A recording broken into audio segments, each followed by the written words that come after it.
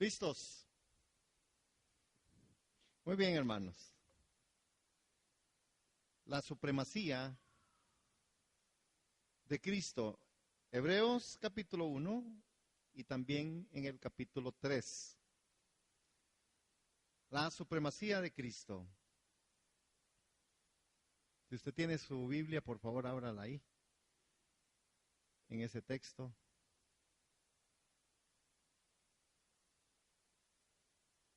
Me pregunto si es adecuado tener un libro favorito de la Biblia.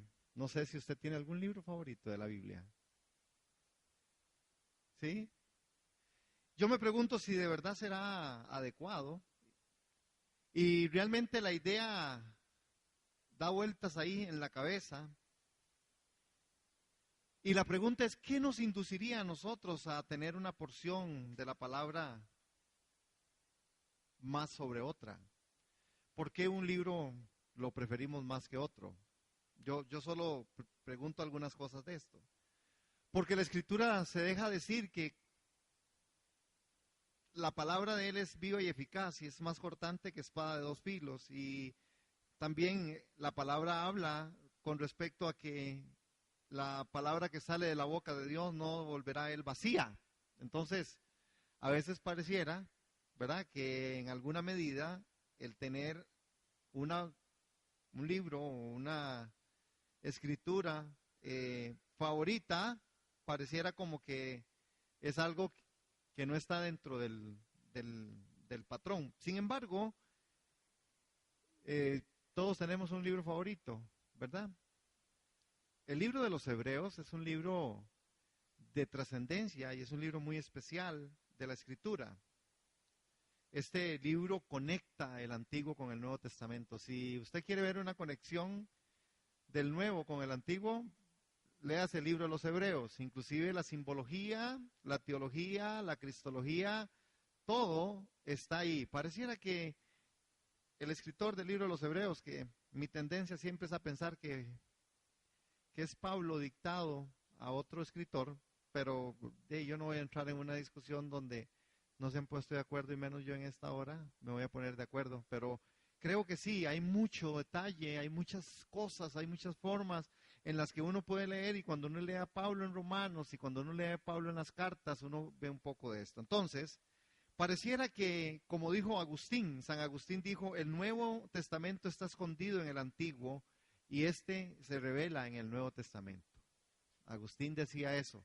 Él decía que realmente el Nuevo Testamento estaba escondido en el Antiguo y que el Antiguo y el Nuevo lo revela de una forma así. Entonces hay un puente entre los dos en el libro de Hebreos, y cuando a Hebreos lo podemos ver, el nuevo pacto que se ve en tres entretelón, hay una palabra que a mí me ha llamado la atención, porque la palabra clave del libro de Hebreos, ¿saben cuál es?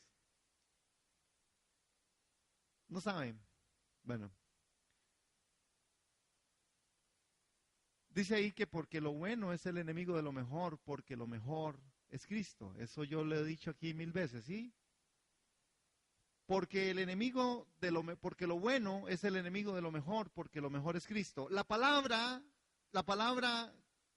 clave en el libro de los Hebreos es mejor. Esa es la palabra clave, mejor. Aparece, y no solamente porque aparece muchas veces, sino porque también es enfática al señalar al mejor. El mejor pacto, el mejor sacerdocio, la mejor ofrenda, mejor que Moisés, mejor, y el mejor aparece por todo lado. Lo bueno es el enemigo de lo mejor, porque en el principio también Dios habló del árbol del conocimiento de lo bueno y de lo malo, pero lo mejor es mayor que lo bueno. Lo bueno nunca encierra lo mejor, pero lo mejor siempre encierra lo bueno. Cuando usted hace algo mejor, usted superó lo bueno. Y no siempre cuando usted hace algo bueno, supera lo mejor. ¿Estamos aquí? ¿Y por qué mejor es una palabra clave? Por todo eso que les estoy diciendo. Y incluye también el nuevo pacto, es mejor porque es más global, incluye a los gentiles, tiene un mejor mediador, tiene un mejor sumo sacerdote, tiene un mejor rey y una mejor revelación de Dios. Por eso este libro es un libro que debiéramos de leer todos y aprender muchas cosas de ahí. Ahora, todo lo que tiene el nuevo pacto que falta en el antiguo es el cumplimiento del Mesías prometido. ¿Qué es el Mesías prometido? ¿Verdad? El Emanuel, el regalo eterno, el Dios con nosotros, aparece en el libro de los Hebreos como algo majestuoso, como algo poderoso. No solamente es rey, es sacerdote. No solamente es rey y sacerdote, es hijo. Y hoy vamos a nosotros a experimentar en el nombre de Jesús experiencias espirituales para que esta mañana salgamos. Es nuestro último domingo del 2013. Y sea como usted quiera tomar el asunto, 2013 no volverá. ¿Sí? Ni el último domingo del 2013 más que este. Y si uno pudiera tomar esto y aprisionarlo. Yo he estado ahí con la expectativa con respecto a lo que vamos a tener el martes, que yo les invito a que vengan, hermanos, de verdad, aparte que ya empezamos a cocinar, está riquísimo, ya empezamos a hacer todas las cosas que siempre preparamos. Vamos a tener un servicio especial. ¿Por qué especial? Bueno, especial porque es 31, especial porque nos gusta traer a la familia y poder congregarnos y comernos algo juntos, pero también porque, bueno, porque ya hay una palabra específica de Dios para ese día, para los que podamos estar. Y creo que esa palabra es con la que vamos a cabalgar en el 2014, ¿verdad? Entonces, así yo lo creo. Dios siempre a nosotros como iglesia nos ha llevado sobre esto. Y yo creo que mucho tiene que ver con esto que empezamos a hablar hoy. Lo bueno es el enemigo de lo mejor, porque lo mejor es Cristo, ¿verdad? No basta con ver a Jesús como alguien simplemente mejor, que lo vino con anterioridad. Él es más que mejor, es el mejor. Cuando se ve las Escrituras, Cristo no es solamente parte de algo, es más que mejor. Es el mejor. Y una cosa es que a usted le digan que usted es parte de lo mejor, pero si a usted le dicen usted es el mejor, ya el hecho de que a usted alguien le diga usted es parte de lo mejor, no es lo mismo que le digan que usted es el mejor. Sí, amén. Ok. Cuando nosotros podemos y logramos ver en el texto sagrado, mejor es la palabra clave en este libro. Tenemos que analizarnos y poder ver cómo el mejor nos incluye. Y para eso vamos a abrir las Escrituras en Hebreos, en el capítulo 1, en el verso 1 y el verso 3. Y dice así en el libro de los Hebreos, ¿estamos ahí? Hebreos capítulo 1,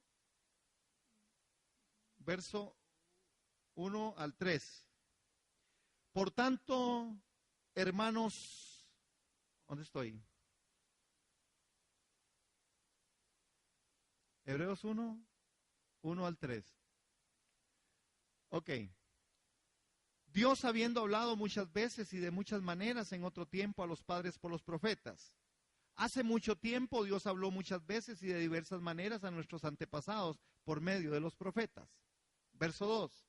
Ahora, en estos últimos días nos ha hablado por medio de su Hijo. Dios le prometió todo al Hijo como herencia y mediante el Hijo creó el universo. El Hijo irradia la gloria de Dios y expresa el carácter mismo de Dios y sostiene todo con el gran poder de su palabra, con el gran poder de su palabra. Después de habernos limpiado de nuestros pecados, se sentó en el lugar de honor a la derecha del majestuoso Dios en el cielo. Es decir, el hecho tanto superior, en el verso 3, en la otra versión, el cual, siendo el resplandor de su gloria y la imagen misma de su sustancia, en quien sustenta todas las cosas con su palabra de su poder, habiendo efectuado la purificación de nuestros pecados, nos medió de sí mismo, por medio de sí mismo, se sentó a la diestra de la majestad en las alturas. Por eso adoramos a su majestad. Hace mucho tiempo, Dios habló muchas veces y de diversas maneras. Dios, habiendo hablado de muchas veces y de muchas maneras en otro tiempo a los padres por los profetas. ¿Qué es el tema entonces que a nosotros nos empieza a anunciar este texto? Analicemos un poquito con respecto a esto de Hebreos. Dice, al final de estos días, ¿Qué significa al final de estos días? Bueno, significa, hermanos, que el periodo de la revelación parcial ha llegado a un final con la llegada de Jesús. Dos frases que específicamente aparecen ahí. Al final de estos días.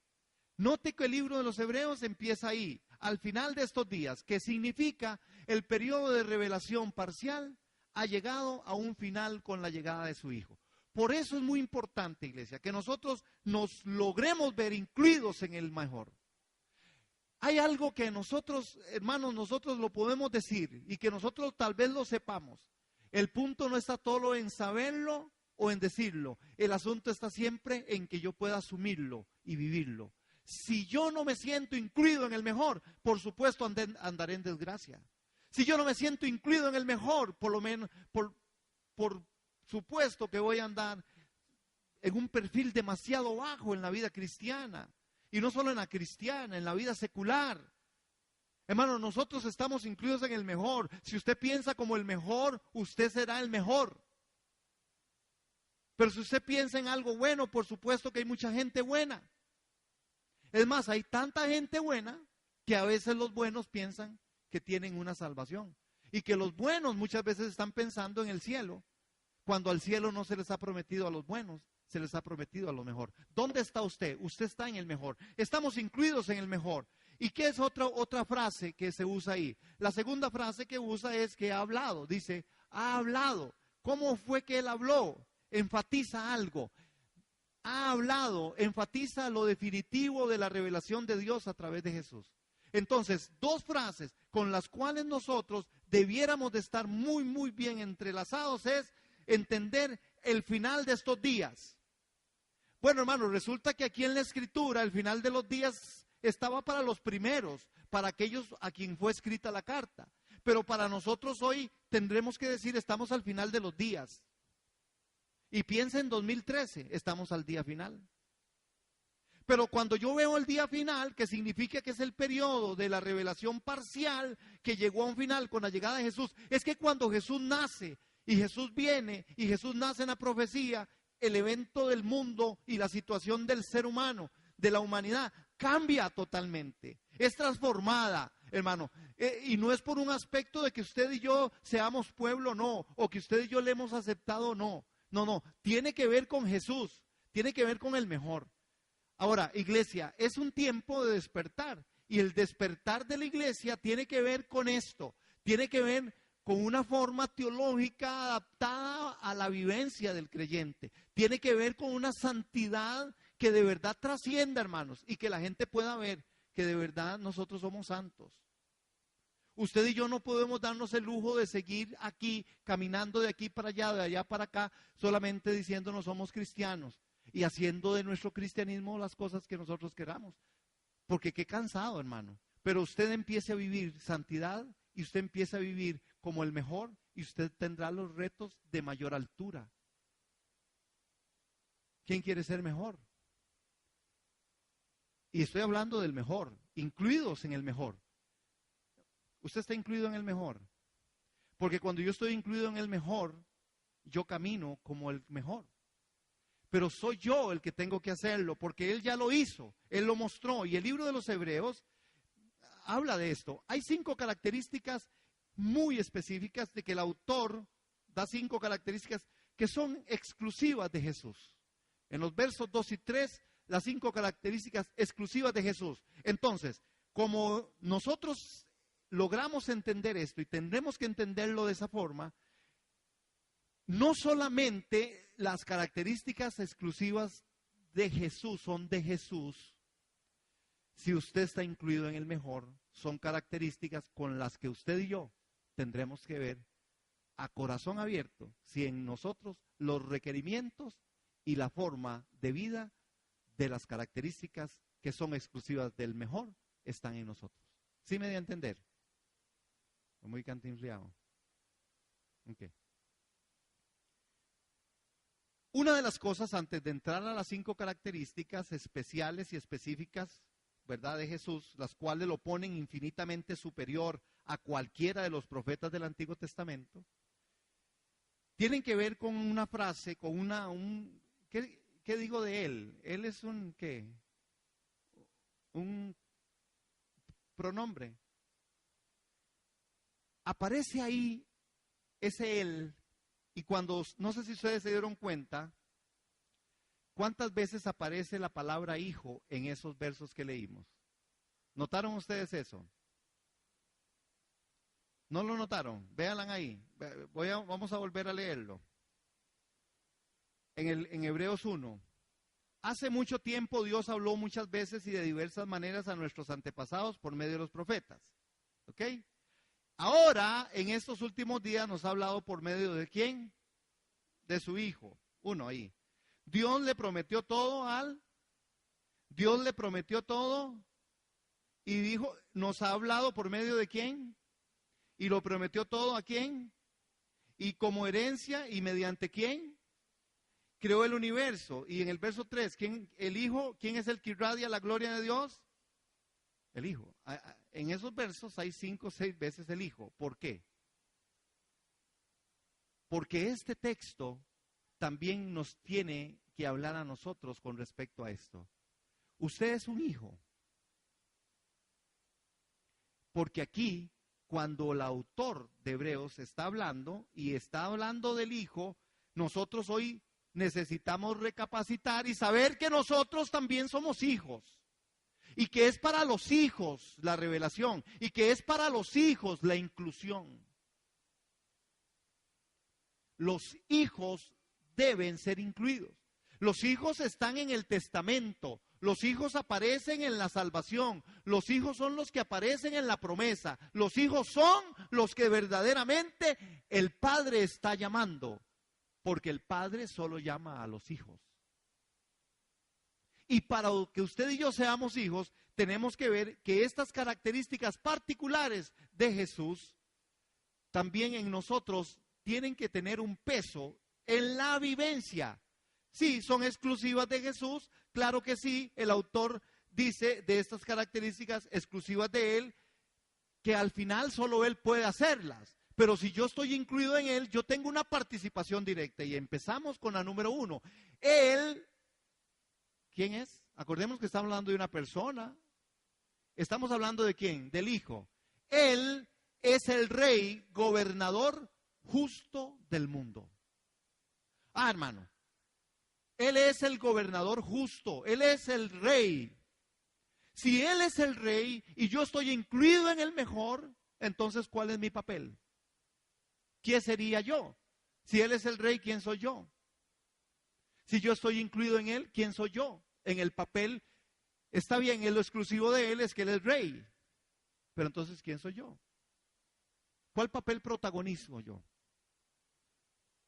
Bueno, si Él es el Rey, yo mínimo debo ser su siervo.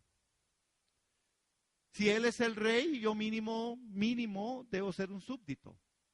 Entonces la pregunta es si de verdad yo vivo mi vida cristiana como un súbdito. Si Él es el Rey y yo estoy incluido en Él, definitivamente yo hoy de aquí tendré que salir pensando y haciéndome el compromiso de decir, no, si Él es el Rey, yo soy el súbdito. Si yo estoy en el reinado de Cristo y yo vivo bajo la autoridad del Rey, yo soy vencedor. Entonces tu tribulación, tu angustia, tus desaciertos, tus desazones, tus incertidumbres y las mías tendrán que caer sobre esto, sobre el peso de un reino que cabalga en gloria y en victoria, hermano. ¿Cuántos pueden decir amén? Número 2, Él es el agente de la creación del mundo. Él hizo el mundo. Entonces, hermanos, Él hizo el mundo. Todas las cosas que fueron hechas por Él. Y sin Él nada de lo que existe pudiera existir. ¿Sí estamos aquí, iglesia? ¿Estamos aquí? Es que entonces, ¿cuál es mi papel protagonista ahí? Él es agente de la creación del mundo. Entonces, ¿quién soy yo? Dentro de la gente de la creación del mundo. ¿Quién soy yo? Si Él es realmente el creador y del agente de la creación del mundo, Él hizo el mundo, entonces ¿qué estoy haciendo yo? Bueno, hermanos, yo debo ser alguien que también manifieste algo distinto. Si Él es agente de la creación del mundo, si Él hizo al mundo, yo debiera ser un agente reconciliador del mundo que Él hizo. Yo debiera ser una persona, hermanos, que marque la diferencia, que sea una columna o que sea un faro alumbrando. Amén. ¿Sí les parece o no? Número 3, Él, otra vez, acuérdense de ese pronombre, Él. Estamos hablando de una persona, estamos hablando del mejor.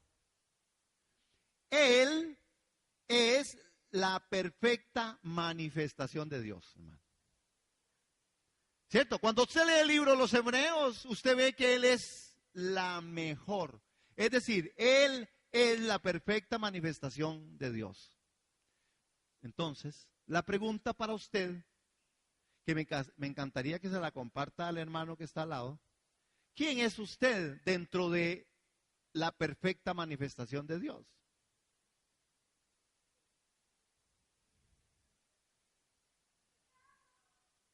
¿A quién debo manifestar?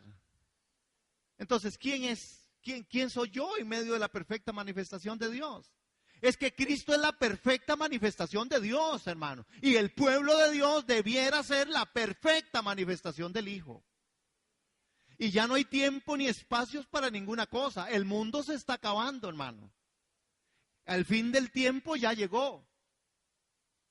Y usted podrá decir, eso lo vienen diciendo hace mucho. Y sí, no importa, pero hoy, más que hace mucho, las situaciones y las formas y la vivencia del mundo y todo lo que todo está apuntando a que el tiempo está llegando a su fin.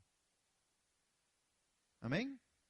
Entonces, si Él es la perfecta manifestación de Dios, ¿usted qué va a hacer? Hermano, usted tiene y yo que responder a esto. No solamente como una respuesta ahí, aprendida, no. Es en su vida, es en su familia, es en su casa, es en sus relaciones interpersonales, es en sus relaciones íntimas. Sí, no hay menores hoy, ¿verdad? Es en su todo, es usted como esposa, como esposo, como hombre, como mujer, como niño, como lo que sea, como profesional. En medio de todas las áreas, Él es la perfecta manifestación de Dios. Número 4, Él es el sostenedor del mundo y el promotor de la historia. Él sostiene todas las cosas. Ahora, usted se pregunta y usted también podría responder. Bueno, entonces si Él es el que sostiene el mundo y el promotor de la historia, el que sostiene todas las cosas, ¿qué es mi papel incluido en el mejor? Él me incluyó. Hermanos, ese es un asunto de inclusión. La inclusión la hace Él. Yo no me incluí, Él me incluyó. Yo estaba perdido en delitos y pecados. Él me trajo, hermano. Nosotros somos de la familia de Dios por inclusión, no por excepción. No tenemos al calvinista hoy para darle duro por ahí. Es decir, es por gracia. Es por misericordia. La salvación viene de Él. La inclusión es de Él. Y cuando hablamos de la inclusión, estamos hablando de que Él hizo una obra perfecta. Es el rey y sumo sacerdote de todas las cosas. Entonces, Él sostiene al mundo y es promotor de la historia. Y bueno, ¿y qué está haciendo usted en medio de la historia? ¿Cuál es tu historia dentro de la historia de Dios? ¿Cuál es tu historia? ¿Qué dirá la gente de usted y de mí con respecto a la historia? Estamos haciendo historia, claro, hacemos historia cuando hacemos que la historia de Dios, incluyente en mi vida, se manifieste, hermano. Cuando usted puede ver y oír, y yo le hablé de aquel ministerio de sacar piojos, claro que se va a hablar de la sacapiojos, por supuesto, hermano. Y se tendrá que hablar de aquellas cosas que usted también en el Espíritu ha hecho, hermano. Y se tendrá que hablar de cuántas veces usted dio su vida y cuánto manifestó a Cristo en la evangelización y cuánto le creyó a Dios en medio de la circunstancia y cuánto le creyó a Dios en medio del dolor y cuánto le creyó a Dios en medio del asunto. Usted tiene un testimonio, de eso se trata. Hacer historia es mantener el testimonio vivo, pero un testimonio concreto, real, tangible, un testimonio que cabalga sobre los grandes o los profundos hilos de la historia de Dios, hermano. ¿Por qué cree que hablamos de Pablo? Porque hizo historia. De Pedro. ¿Por qué hablamos de la primera iglesia? Porque hablamos de los padres apostólicos. ¿Por qué hablamos de Arminio y de Calvino. ¿Por qué? Porque la historia lo registró, pero hoy la iglesia del Centro de Enseñanza y Discipulado en Plaza González Víquez también debe ser una iglesia que haga historia, hermano. Y para hacer historia necesitamos hombres y mujeres valerosos que no solamente estén sentados en medio de la comunidad de fe, sino que hay una identidad, hermanos, concreta con Cristo y concreta con la comunidad de fe. Así como usted habla de su trabajo y de su empresa, que usted también pueda hablar de su iglesia y de su participación en la historia de la iglesia. Amén. ¿O ay de mí? Que me siento como en el último domingo del año. Él es el proveedor del perdón completo. Hizo purificación por los pecados y después se sentó. ¿Cuál es la participación que yo puedo tener y que tengo en medio de esto, hermano? ¿Cuál es la participación? ¿Qué es? El proveedor del perdón completo. Sí, hermano, yo lo dije al principio, son características exclusivas de Jesús.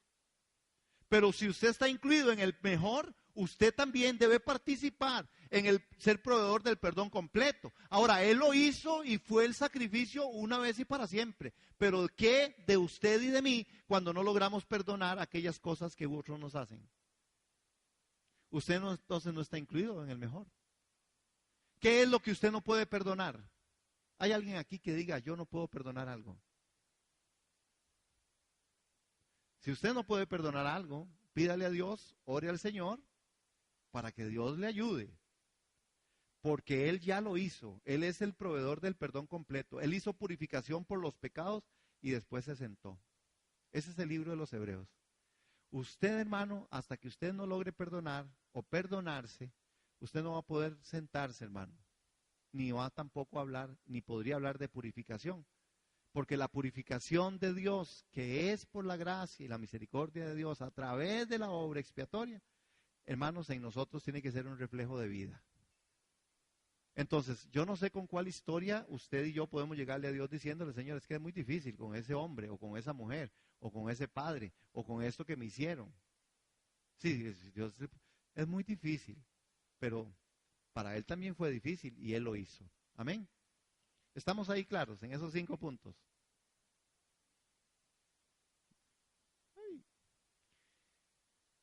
Ahora, ven qué interesante, porque Hebreos capítulo 3 del verso 1 al 6, ahora ya no solamente el mejor nos incluye, ¿verdad? Sino que el mejor nos hace su casa. Hay una forma en la que hoy nosotros lo tendremos que lograr ver, entender, hermanos, que en este texto habla de Moisés y que con toda seguridad Moisés es la persona que más se exalta en el Antiguo Testamento, ¿sabían? Por su papel como mediador de la ley. Y vea lo que leemos ahí. Por tanto, hermanos santos, participantes del llamamiento celestial, considerad a Jesús el apóstol y sumo sacerdote de nuestra fe. Hermano, de nadie más se dice sumo sacerdote, apóstol de nuestra fe. Es decir, que el apóstol y el sacerdocio de Dios tiene que ver con aquello que se nos dio, que es la fe, que hoy a usted y a mí nos sostienen. El cual fue fiel, que le designó como también lo fue a Moisés en toda la casa de Dios, porque él ha sido considerado digno de más gloria que Moisés. Así como el constructor de la casa tiene más honra que la casa, porque toda casa es hecha por alguno, pero el que hace todas las cosas es Dios. Y Moisés fue fiel en toda la casa de Dios como siervo, pero Cristo fue fiel como hijo sobre la casa de Dios, cuya casa somos los otros, hermanos. Y esa casa,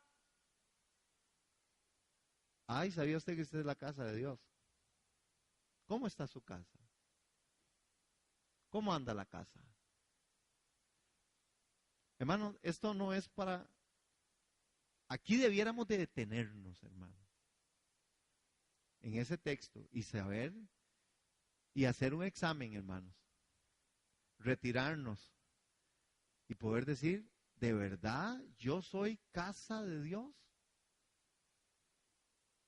No solamente Él nos incluyó, el mejor nos incluyó en medio de todos esos aspectos de características muy particulares, sino que ahora tenemos que ver que nosotros estamos siendo incluidos de una forma en esto que se llama la casa de Dios. Hermano, vamos a ver cómo lo ponemos. Usted sabe qué tiene usted en su casa. Usted quiere su casa. Usted ama su casa. Usted extraña su casa. ¿Verdad que la casa es una particularidad? Inclusive hablamos de intimidad. Hablamos de, a nivel social, alguien sin casa, ¿verdad? Tiene un objetivo a llegar a tener casa. Es muy importante la casa, ¿cierto? A nivel social. Pero si a nivel social es tan importante, ¿por qué ahora el libro de los Hebreos nos abre a nosotros este espacio hablando de esta forma y poniendo en perspectiva que nosotros somos casa de Dios? Ahora, todos los seres humanos tenemos dos necesidades. Todos los seres humanos. En Hebreos, en el capítulo 3, verso 1, aborda estas dos necesidades y dice a los cristianos: por tanto, hermanos santos participantes del llamamiento celestial, considerad a Jesús el apóstol y sumo sacerdote de nuestra fe. ¿Cuáles son las dos necesidades? A veces nosotros nos hemos perdido en medio de toda la parte sociológica. Hoy que estoy hablando bonito hoy. Pero es verdad, porque la parte de la sociología, la parte de lo que es el estudio de la persona, el ser humano y las condiciones sociales en las que vivimos, a nosotros nos han enredado, hermanos, con respecto a una vivencia distinta de lo que es el llamamiento a ser cristianos. Por ejemplo, dos necesidades. Número uno, escuchar de Dios, y dos, ir hacia Dios.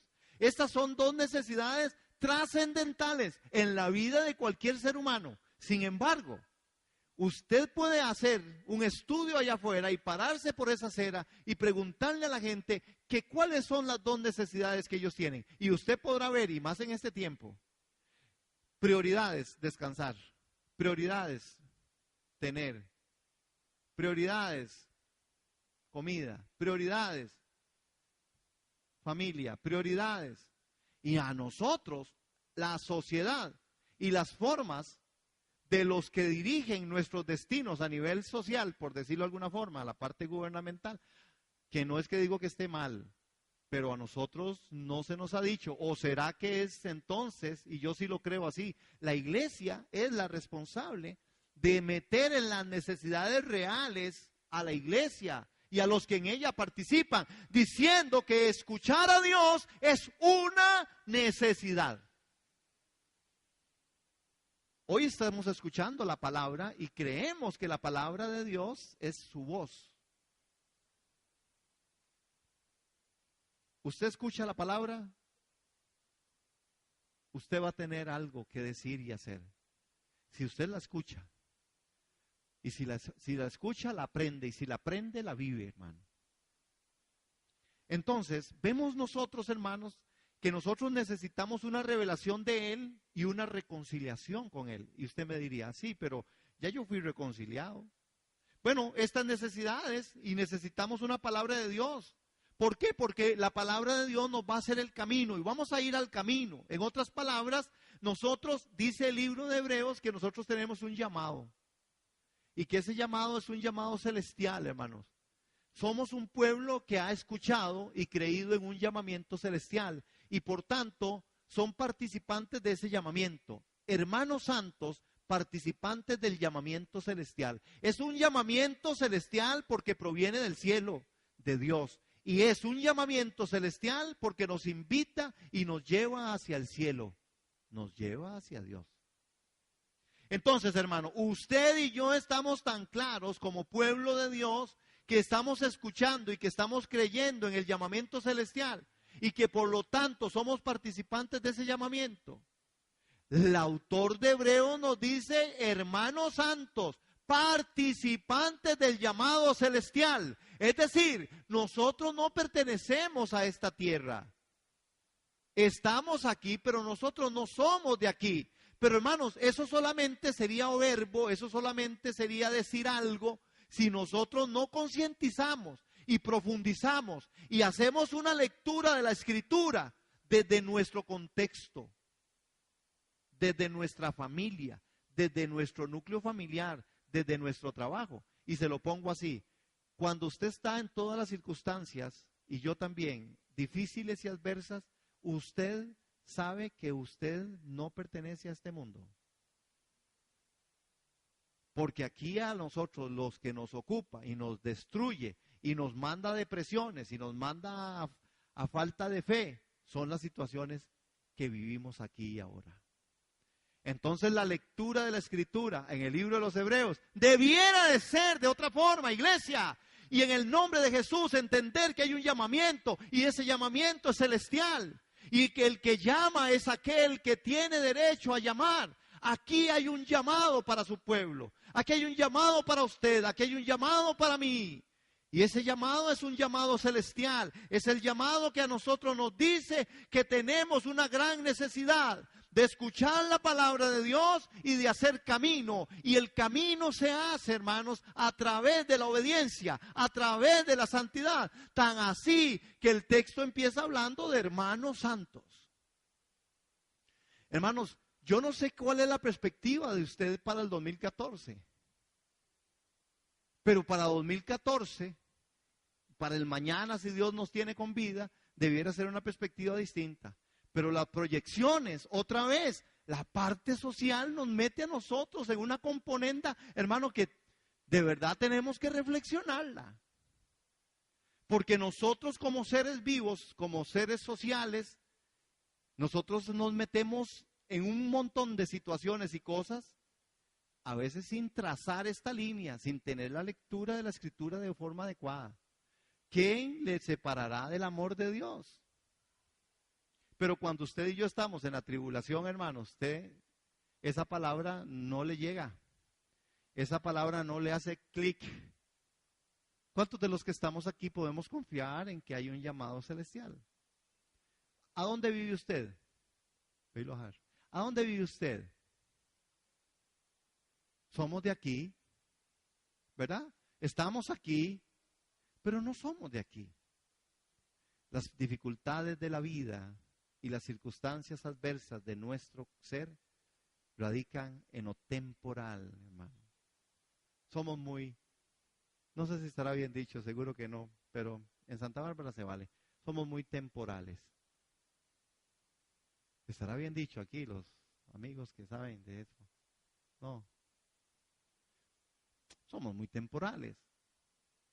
Somos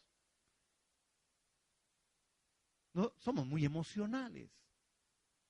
Muy emocionales con respecto a la vivencia. Porque si fuéramos emocionales con respecto a la adoración, eso haría mucho bien. Siempre y cuando pongamos el fundamento, que es Cristo, porque si no nos vamos en una pura emoción. ¿Verdad? Sí, me estoy dando a entender. El llamamiento lo que implica es que estamos destinados a mostrarnos en el camino a Dios. Y los cristianos son un pueblo que ha sido atrapado en su llamamiento. Hermanos, la palabra de Dios se abrió paso a través de nuestra resistencia. ¿Y qué fue lo que pasó? Y se afirmó en nosotros con la verdad y el amor de Cristo. Y nos reconcilió con Dios. Ahora nos está llevando a nuestro hogar, al cielo. Esto significa que los cristianos son un pueblo de gran esperanza. Los cristianos somos un pueblo de gran esperanza. La pregunta es si el mundo está viendo al pueblo cristiano como una gran esperanza. Porque a veces, hermanos, el cristianismo que se está viviendo, a veces no llega ahí. Y la gente entonces no quiere. El mensaje de nosotros debe ser un mensaje apropiado. Si usted quiere de verdad traer y vivir el llamamiento de la reconciliación como don que se nos dejó, legado por Dios, nosotros tendremos que vivir alegremente, siendo gente de esperanza. Porque la esperanza no avergüenza, pero pareciera que a veces la iglesia en la esperanza se paraliza. Y se paraliza, hermano, porque muchas veces nosotros no estamos en la comprensión del texto sagrado. La lectura que hacemos nosotros del texto sagrado queda para el domingo o para el devocional o para el estudio de la palabra, no para la vivencia y la aplicación. Entonces, si usted tiene en medio de su vida una circunstancia, dile a esa situación en el nombre de Jesús, haz la lectura, hagamos la lectura desde la Biblia. Dirán a los montes y Él los va a quitar de ahí. Diremos aquellas cosas que no y las podremos sobrevivir. Pero ¿cuántas veces nosotros estamos equivocados en esto y a veces no lo hacemos? Y nos cansamos, ¿o no? ¿O solo a mí me pasa? ¿Aló? Se encuentran muchos contrastes en medio de esto, hermanos. Entre el siervo de la casa, el constructor y el propietario de la misma. Ustedes pueden ver que en Hebreos 3:6, pero Cristo como Hijo está a cargo de toda la casa de Dios. Y nosotros somos la casa de Dios si nos armamos de valor y permanecemos confiados en nuestra esperanza en Cristo, hermano. ¿Entendieron? No entendieron nada. Hermanos, es que hay gente que se vuelve defensora de aquella causa en la cual cree y de la cual piensa que eso es lo mejor. Y si usted no está caminando al ritmo de ello, de esa causa, llámese arminiano, calvinista, sectarios, no sé, solo Jesús, hermanos, y gente que menosprecia el cuerpo de Cristo porque no están del lado de lo que ellos defienden. Y en la parte doctrinal, teológica, espiritual, eso es un peligro, hermano. Porque todavía se vale para las empresas. Todas las empresas piensan que ellos venden el mejor producto. Y lo defienden y lo trazan por eso no duermen y se matan y todo. Y pudieran bien estar envenenando a la gente o trayendo secuelas y al final ni les importa. Al final es, yo vendo y este producto es lo mejor. Amén. Amén.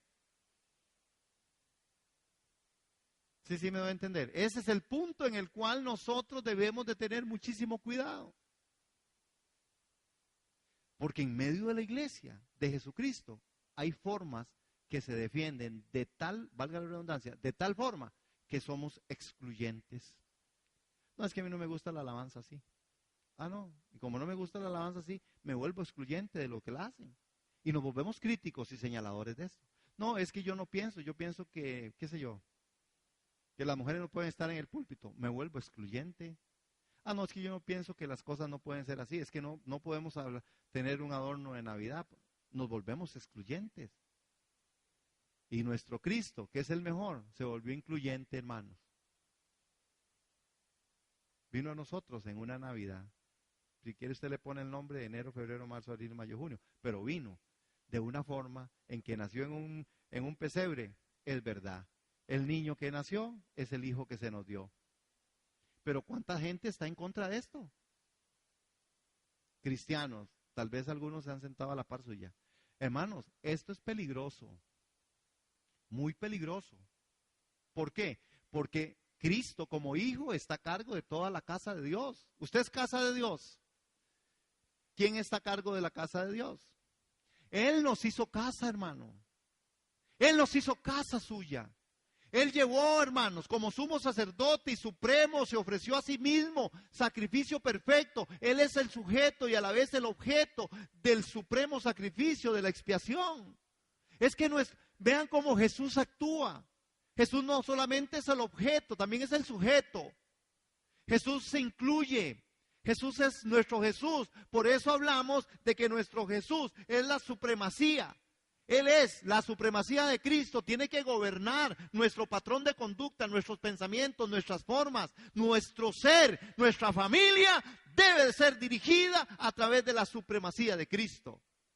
Porque las alcahueterías y las formas de nosotros en pensamientos, en formas de educación y en formas de características personales de una sociedad, nosotros hemos echado a perder un poco la obra de Dios. Y digo, echado a perder porque, para usar el término de que a Dios, por supuesto, no le vamos a echar a perder nada. Dios tiene un propósito eterno. Pero iglesia, usted es casa de Dios. Yo soy casa de Dios. Él me incluyó en el mejor. Yo estoy en el mejor. Hermano, si este pensamiento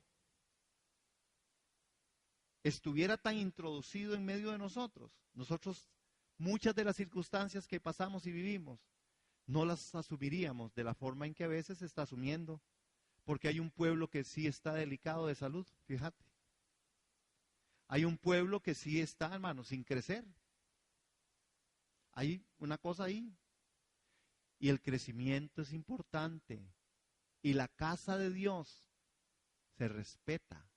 La casa de Dios se santifica. La casa de Dios se tiene que tener decorada. Somos casa de Dios. Él nos hizo su casa. Entonces, ¿qué le echa usted a su casa?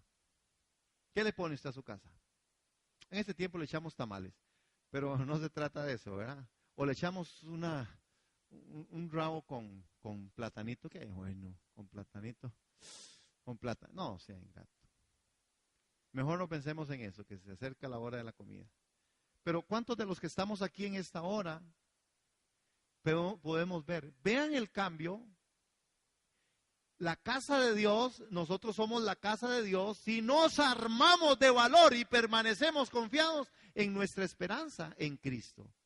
Hermano, es lamentable cómo la esperanza en Cristo se pierde en la situación, en la crisis, hermano. Es lamentable porque usted se queda sin palabras. Cuando las personas viven en medio de una crisis y pierden la esperanza, hermanos, en la confianza, en la esperanza en Cristo, hermano, usted se quedó desarmado. Como pastor, como amigo, como hermano, como cristiano, como consejero, como lo que sea, a usted ahí le quitan todas las armas. Porque todo lo que usted diga será usado en su contra.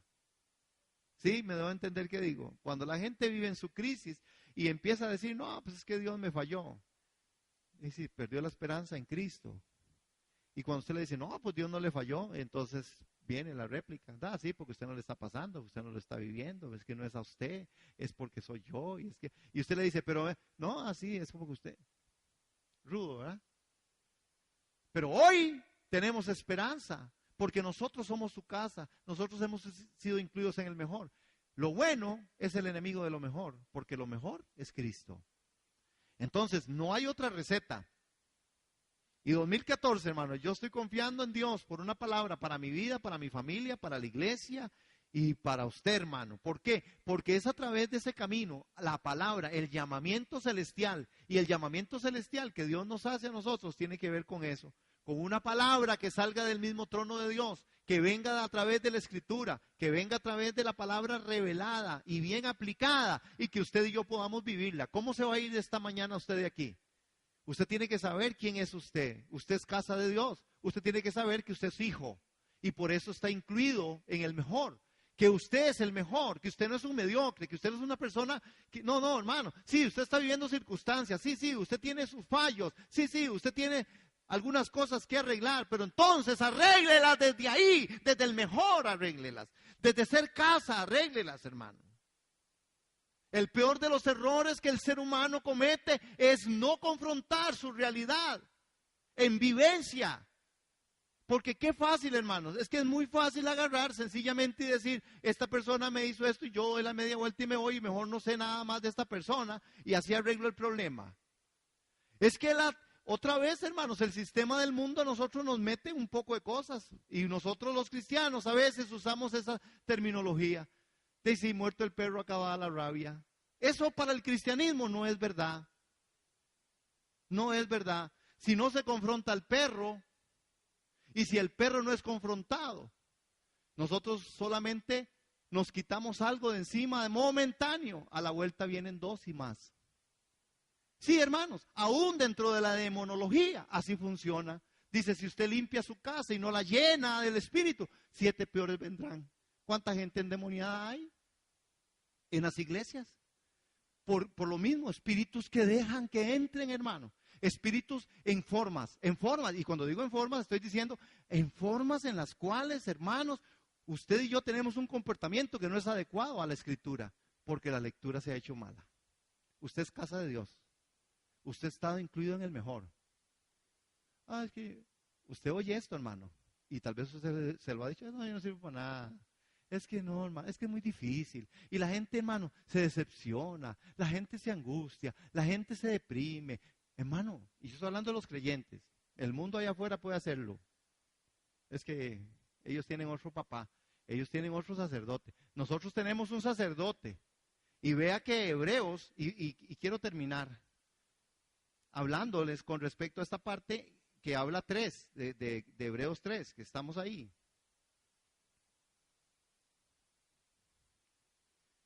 En el 3,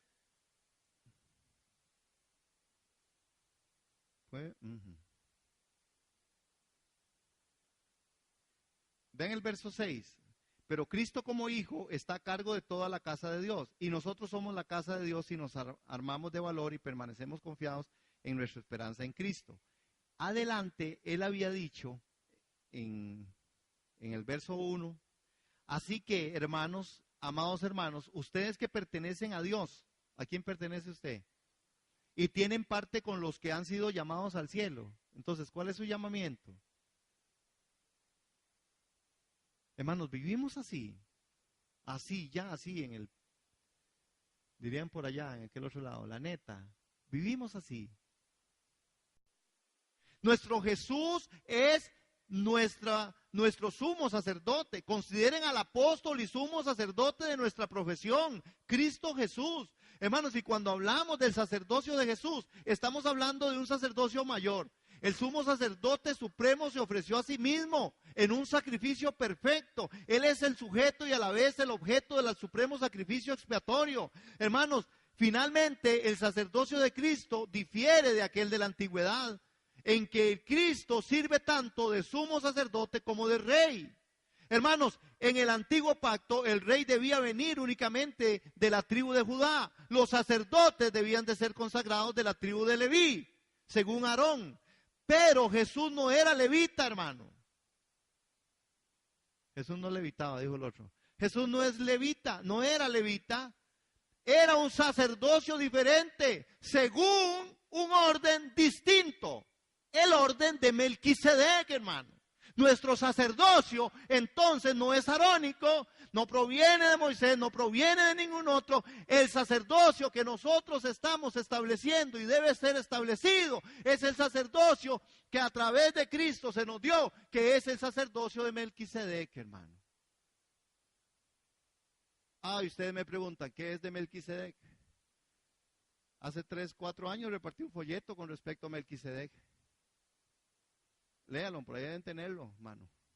Porque tenemos que saber qué es entonces la forma en la que Jesús aparece con respecto al sacerdocio del orden distinto de Melquisedec. ¿Por qué? Porque Melquisedec aparece de una forma extraña ante Abraham en su condición de rey y sacerdote, a quien éste rinde obediencia. Hebreos argumenta que Abraham es mayor que Leví y Melquisedec es mayor que Abraham, por tanto, mayor que Leví, hermano. Es un sacerdocio extraordinario, hermanos. Y la condición de un sumo sacerdote y rey eterno se dan a Cristo en cumplimiento de lo que el Salmo 110 reza, hermano. Aleluya. Estamos boquiabiertos, yo por lo menos y mi corazón, porque ustedes están boquiabiertos por otra cosa. No. Pero el punto está en que usted vive, ¿cómo vive su sacerdocio entonces, hermano? ¿Cómo estamos viviendo la supremacía de Cristo? El sacerdocio de nosotros es de Melquisedec. No es arónico, no es levita. Mejor que Cristo, no hay otro. Mejor que el sacerdocio de Cristo, no hay. Y no dice el apóstol Pedro entonces, hermanos, ¿Qué dice en la carta a Pedro? Nosotros somos real. ¿Por qué dice real sacerdocio? Porque descendemos del sacerdocio de Melquisedec, que es Cristo mismo. Ese es el que vive en su casa. Melquisedec, el sacerdocio de Melquisedec, el orden de Melquisedec. Ese vive en su casa. ¿Usted sabe qué pasaba cuando el sacerdote entraba al templo antiguamente y estaba en pecado? ¿Qué le pasaba? Moría ante la presencia. Amén. Bueno, hoy Cristo en nosotros vive y nosotros tenemos que ser eficientes en todo lo que hacemos, en todo lo que somos, porque Cristo no vive en templos hechos por manos de hombre, ahora Él vive en mí y yo debo ser adecuado, yo debo ser el mejor para que Él siga habitando por medio de la fe, por su Espíritu Santo en nosotros. Amén, hermanos. ¿O hay de mí?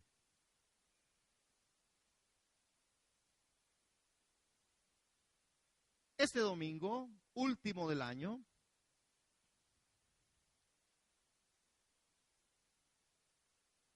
creo que es importante que abramos en el Salmo 110 esta porción y terminamos aquí para que nosotros nos llevemos hasta nuestros hogares la bendición que de Dios tenemos, hermanos.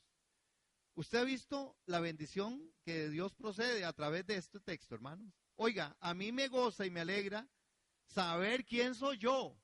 He estado incluido en el mejor y no por obras, porque no he hecho nada, mas Él me incluyó por su puro afecto y amor.